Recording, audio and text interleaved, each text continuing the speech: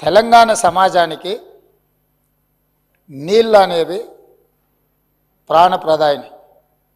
ముఖ్యంగా దక్షిణ తెలంగాణ మహబూబ్ నగర్, రంగారెడ్డి, నల్గొండ, ఖమ్మం జిల్లా వరకు కృష్ణానది జలాల మీదనే ఆధారపడి జీవితాలు కొనసాగిస్తున్నాము.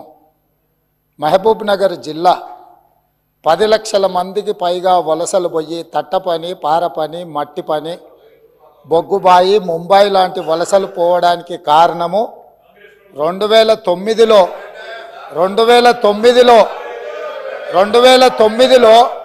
ఒక వ్యక్తి కరీంనగర్ జిల్లా ప్రజలు తరుముతే అక్కడి నుంచి పారిపోయి పాలమూరు జిల్లాకు వలస వస్తే అయ్యో పాపం వలస వచ్చిండని చెప్పి ఆదరించి ఎంపీగా గెలిపిస్తే పోయి అదే పత్తాటు పోయిండు. ఇవాళ అలాంటి జిల్లాకు సంబంధించి కృష్ణానది జలాల మీద చర్చ జరుగుతున్నప్పుడు ఆ మహానుభావుడు ఇక్కడికి రాకుండా ఫామ్ హౌస్లో దాచుకొని ఈరోజు తెలంగాణ సమాజాన్ని అవమానిస్తున్నాడు. ఇంతకంటే కీలకమైన అంశం ఈ తెలంగాణ సమాజంలో ఏమైనా ఉందా అధ్యక్ష? మీరు చెప్పండి. మీరు కూడా వికారాబాద్ జిల్లా కరువు ప్రాంతం నుంచి వచ్చిండ్రు కదా.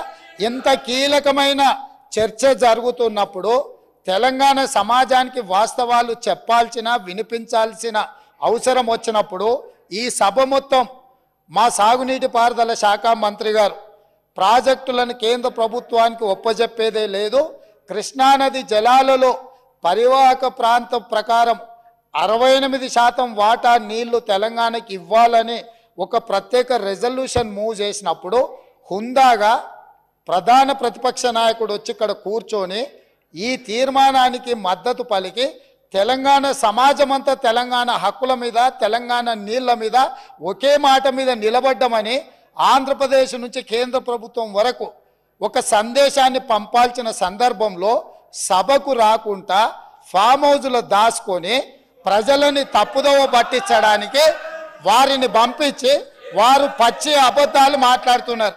ఏది ఏమైనా మొన్న నేను చూసినప్పుడు ఆ కుర్చీ ఖాళీగా ఉండి ఈరోజు ఆ కుర్చీలో పెద్దలు రామారావు గారు కూర్చున్నారు.